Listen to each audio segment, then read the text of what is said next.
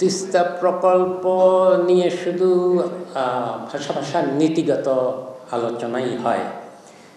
তিস্তা প্রকল্প যেই পানি আসে ভারতের সহযোগিতা ছাড়া এটা আসলে কি হবে, সত্যিকার আমরা যতটুকু পানি পাই সেটার পূর্ণ ব্যবহার কিভাবে করতে পারি, জলাধার কিছু নির্মাণ করা যায় কিনা, কিছু পানি আটকে রাখা যায় কিনা, এটার পূর্ণাঙ্গ কোনো পরিকল্পনা এখনো তৈরি হয়নি।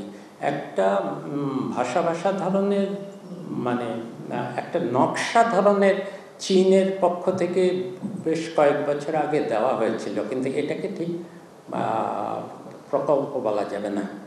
কাজেই আমরা এখনো নীতিগতভাবে ওই জায়গাতেই আছি যে আসলে একটা প্রকল্প এখানে করা যাবে কিনা, যেটুকু পানি আসে সেইটুকুতে কি একটা ভালো প্রকল্প হবে কিনা, এবং সেই প্রকল্প যদি হয় তাহলে তখন প্রশ্ন উঠবে। চীন নীতিগতভাবে সম্মত সেটা করতে, কিন্তু আগে তো প্রকল্পের ফিজিবিলিটি দরকার। আসলে কি সেই প্রকল্প সেই আকারে সম্ভব কিনা সেটা এখনো যাচাই করা হয়নি। একটা ব্লু প্রিন্ট আছে কিন্তু ঠিক আসল নকশা নাই।